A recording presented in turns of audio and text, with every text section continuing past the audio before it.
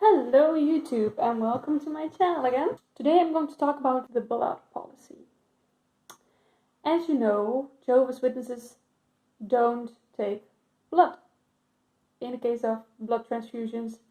So if someone gets sick or gets into an accident or whatever the case, Jehovah's Witnesses don't allow blood to be given to them. And I really don't know when the policy changed, because at first it was you can't take anything, and then they changed the policy to you can take some blood fractions. And I really don't know what the policy is at the moment, because I have been out for around 10 years right now. So the reason why Jehovah's Witnesses don't take blood transfusions is because of this Bible verse that talks about not eating blood from sacrificed animals, something like that, and or blood that is sacrificed to some false gods or something. And that is kind of weird, because they make this parallel.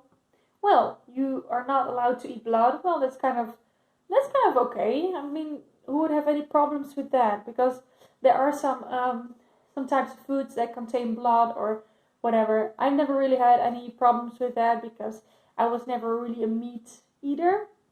And since 2013, I'm like fully off any meat, so I'm a vegetarian. So the blood issue, when it's about food, it doesn't apply to me, because I don't eat meat at all. So, but when it comes to blood transfusion, I've never been in a position that I was forced to think about this issue.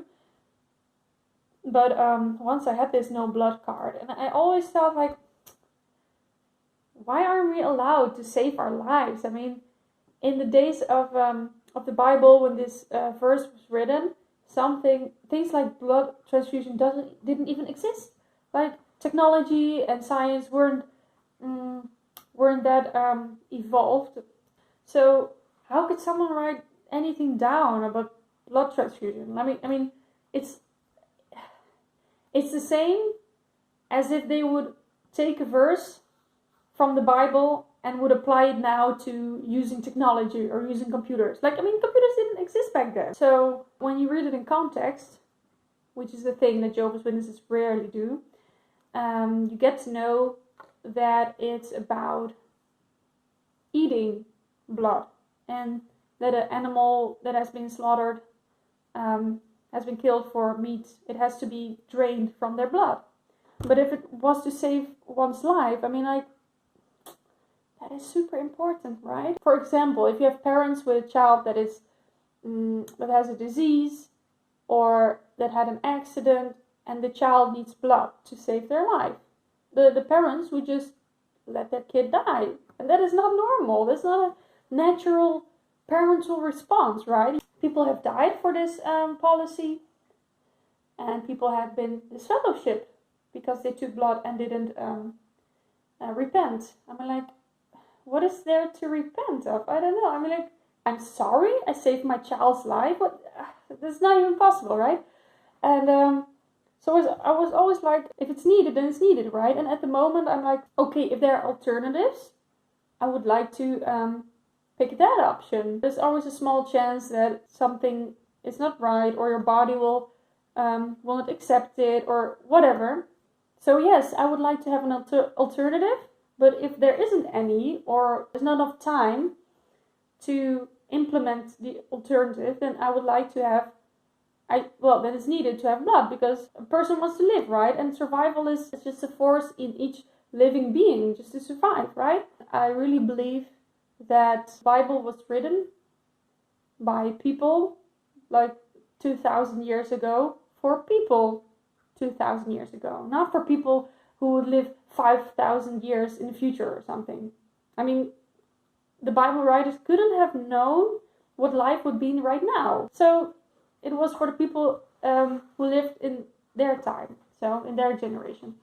It is interesting to think of what Jesus said in this illustration about the Sabbath, for instance, that what if your oxen or your cow or sheep or whatever falls into a well or in a pit during the Sabbath? Wouldn't you go to the animal and take it out of the pit and not let it die? Yeah, of course you would, because